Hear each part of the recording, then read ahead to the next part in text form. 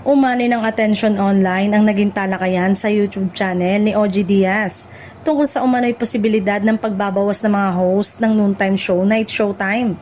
Sa naturang vlog, napag-usapan ng mga host at commentators ang lumalaking bilang ng host ng programa at ang ideya ng streamlining o pagbawas ng regular na lumalabas sa show. Sa gitna ng diskusyon, lumutang ang ilang pangalan na madalas ding pinag-uusapan ng netizen pagdating sa lineup ng host. Kabilang dito sina Darren Espanto, Sean Dominguez, Jackie Gonzaga at Ayon Perez. Gayunpaman, nilinaw sa usapan na ang mga ito ay bahagi lamang ng speculation o online chatter at walang kumpirmasyon mula sa opisyal na production. Matagal nang isa sa mga topic ng viewers ang dami ng host sa It's Showtime.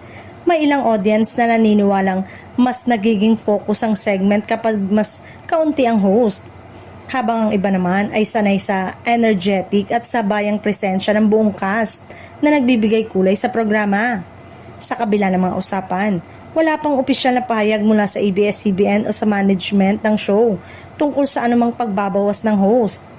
Kaya sa ngayon, nananatiling espekulasyon lamang ang lahat na ito na umiikot sa social media at entertainment commentary. Patuloy pa rin napapanood ang buong host lineup ng It's Showtime sa kanilang regular na airing. At bahagi na ng kanilang format ang malawak na grupo ng host na nagbibigay ng iba't ibang energy sa bawat segment.